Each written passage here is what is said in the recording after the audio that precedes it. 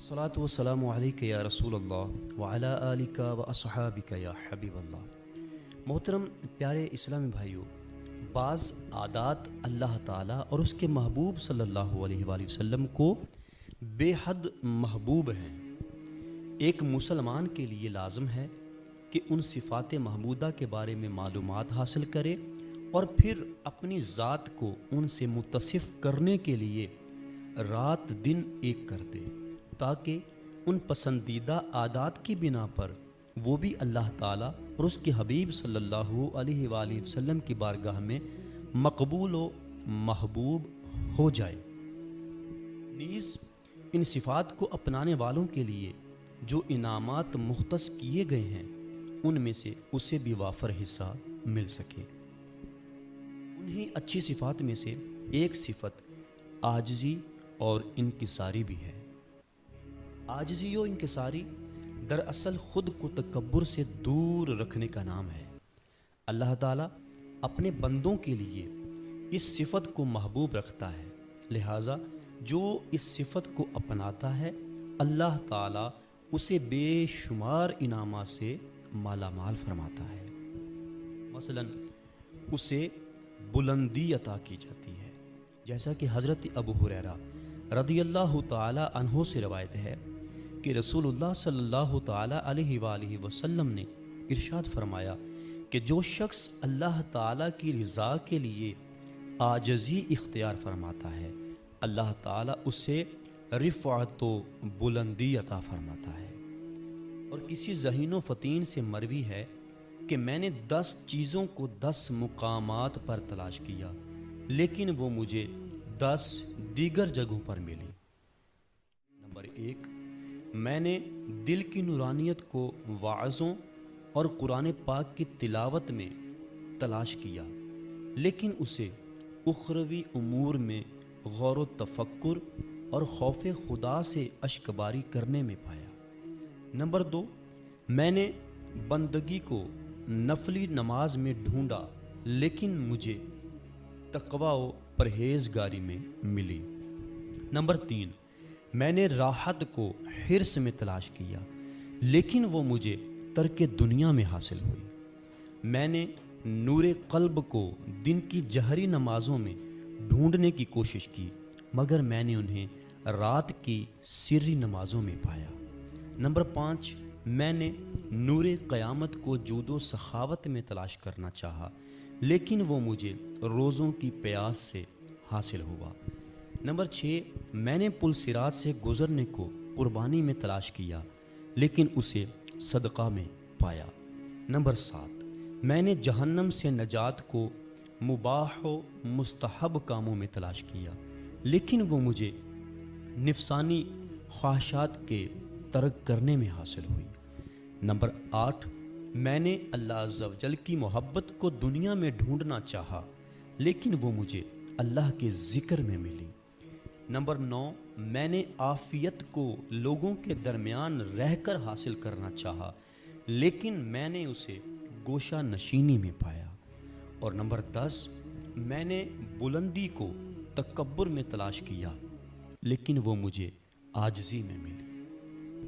انسان کو حاصل شدہ عزت و شہرت میں نکھار کا سبب، جیسا کہ حضرت عمر فاروق اعظم رضی اللہ تعالی عنہ فرماتے ہیں کہ 10 چیزوں کے بغیر سنورنے سے محروم رہتی ہیں۔ نمبر 1، عقل بغیر تقوی کے۔ نمبر 2، فضیلت بغیر علم کے۔ نمبر 3، کامیابی بغیر خوف خدا کے۔ نمبر 4، حکمران بغیر عدل و انصاف کے۔ نمبر 5، خاندانی شرافت بغیر ادب کے۔ نمبر 6، خوشی بغیر امن کے۔ نمبر 7، مالداری بغیر سخاوت کے۔ نمبر 8، فقر بغیر قناعت کے۔ نمبر 9، جہاد بغیر توفیق کے۔ اور نمبر 10، بلندی و برتری بغیر عاجزی کے۔ پیارے محترم اسلامی بھائیوں، ہمیں بھی چاہیے کہ دنیا و آخرت میں عزت و سربلندی کے لیے आजिज़ी व इंकिसारी को अपनाएं और अपने कौल व अमल दोनों के ज़रिए इसका इजहार करते रहें, क्योंकि ये हमारे अकाबरीन इस्लाम की सुन्नत करीमा है। जैसा कि हज़रत मौला अली शेर खुदा रदी अल्लाह ताला अन्हु फरमाते हैं कि एक यहूदी का रसूलुल्लाह सल्लल्लाहु अलैहि वसल्लम पर एक मुद्दत मालूमा तक के लिए कुछ कर्ज था। उसने मुद्दत तमाम होने से कबल ही आपसे रकम का तकाजा किया, तो आप सल्लल्लाहु अलैहि वसल्लम ने इरशाद फरमाया कि फ़िलहाल मेरे पास ऐसी कोई चीज़ नहीं है जो तुझे दूं। वो कहने लगा, तो फिर मैं उस वक़्त तक आपको नहीं जाने दूंगा जब तक आप मेरा कर्ज़ अदा ना कर दें। रसूल अकरम सल्लल्लाहु अलैहि वसल्लम ने फरमाया कि अच्छा, अगर ये बात है तो मैं तेरे साथ ही रहूँगा। फिर आप सल्लल्लाहु अलैहि वसल्लम उसके पास बैठ गए और आप सल्लल्लाहु अलैहि वसल्लम ने ज़ोहर, असर, मगरिब, इशा और दूसरे दिन की फजर वहीं पढ़ी। फिर जब दिन चढ़ा तो यहूदी आया और अल्लाह ताला की वहदानियत और रसूलुल्लाह सल्लल्लाहु अलैहि वसल्लम की रिसालत की गवाही देते हुए बोला, अशहदु अल्ला इलाहा इल्लल्लाहु व अशहदु अन्नका रसूलुल्लाह सल्लल्लाहु अलैहि वसल्लम, यानी मैं गवाही देता हूँ कि अल्लाह के सिवा कोई माबूद नहीं और बेशक आप अल्लाह के रसूल हैं।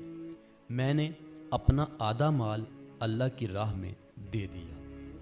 मैंने जो कुछ आपसे सलूक किया ये सिर्फ़ इसलिए था कि मैं आप में वो सिफ़ात देख लूँ जो तौरात में मज़कूर हैं, और वो सिफ़ात ये हैं कि मोहम्मद सल्लल्लाहु अलैहि वसल्लम अब्दुल्ला रदी अल्लाह ताला अन्हु के बेटे हैं। उनकी जाए विलादत मक्का और हिजरत की जगह मदीना है और उनकी सल्तनत शाम में है। ना सख्त दिल हैं, ना सख्त ज़ुबान, ना बाज़ारों में शोर मचाने वाले, ना बुरी बातों से मुत्तसिफ हैं और ना ही सख्त बुरे कलाम से। मैं गवाही देता हूँ कि आप अल्लाह के रसूल हैं और अल्लाह के सिवा कोई माबूद नहीं।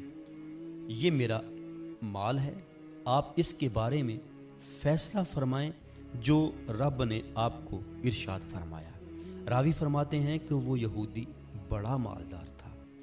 प्यारे मोहतरम इस्लामी भाइयों, आपने देखा कि बावजूद कुदरत इंतकाम व तशद्दुद आजिज़ी इख्तियार फरमाना सुन्नत रसूल अकरम सल्लल्लाहु अलैहि वसल्लम है, क्योंकि अगर हबीब सादक सल्लल्लाहु अलैहि वसल्लम चाहते तो बाज़ में कर्ज़ा वापस करने का फरमाकर क़ुव्वत व ज़ोर के बल पर वहाँ से तशरीफ़ भी ले जा सकते थे, लेकिन आपने वहीं तवील क़याम के ज़रिए आजिज़ी व इंकिसारी का दर्स अज़ीम देना पसंद फरमाया।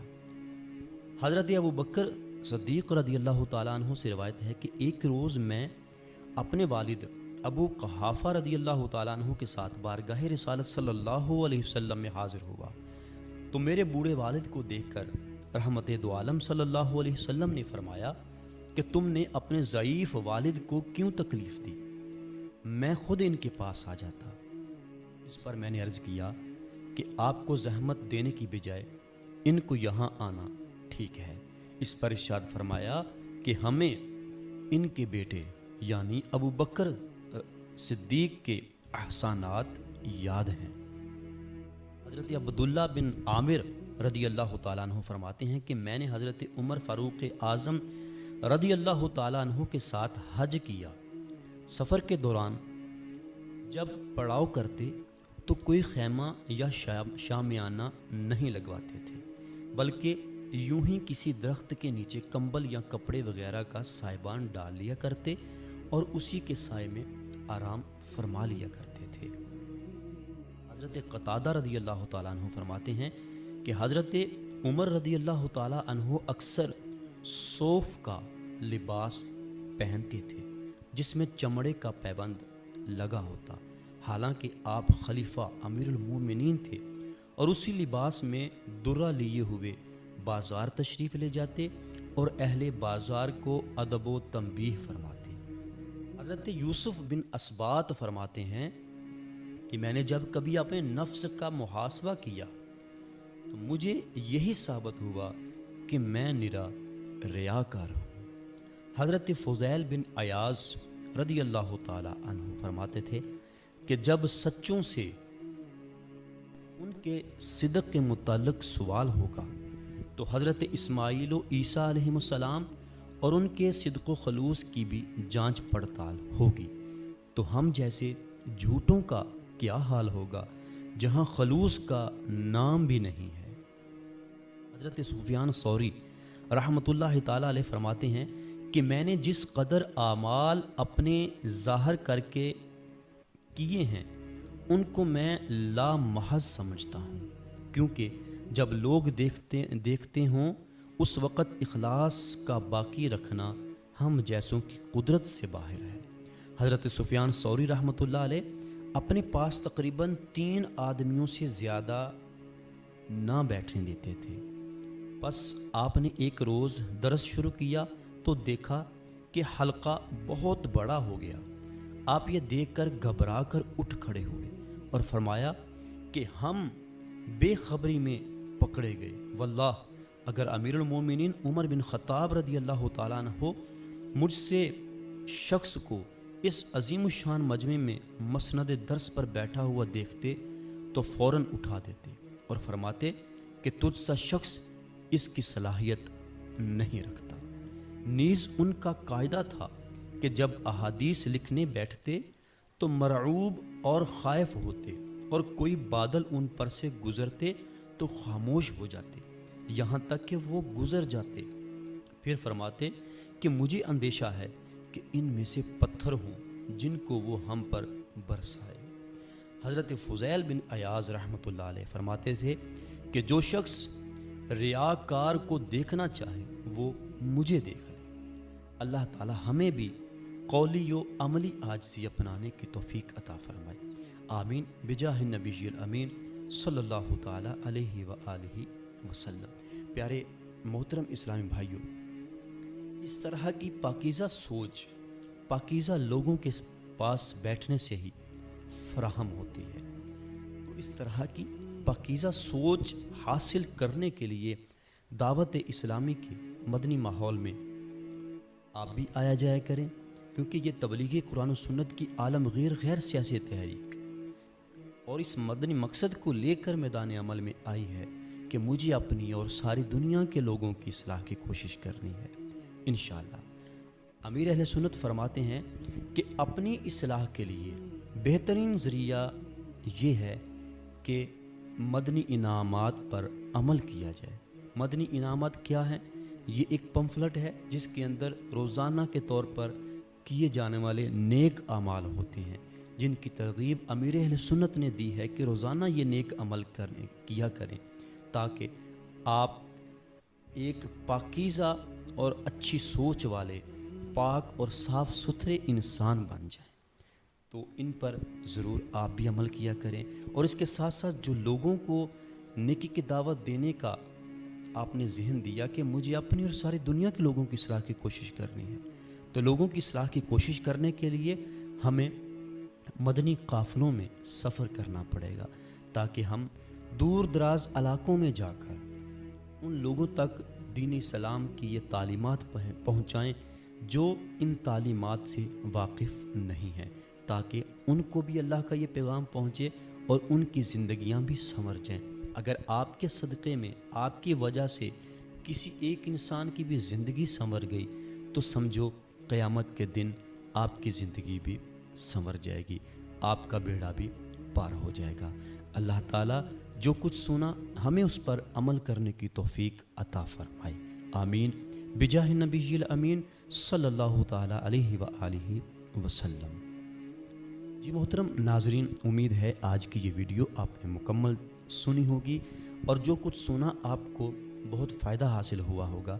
اگر آپ اس طرح کی مزید ویڈیوز دیکھنا چاہتے ہیں تو ہمارے اس چینل فیضان حدیث ٹی وی کو سبسکرائب کیجئے اور ساتھ ہی بیل نوٹیفیکیشن کو دبا دیجئے تاکہ ہماری روزانہ کے طور پہ آنے والی نئی ویڈیو آپ تک جلد سے جلد پہنچ جائے۔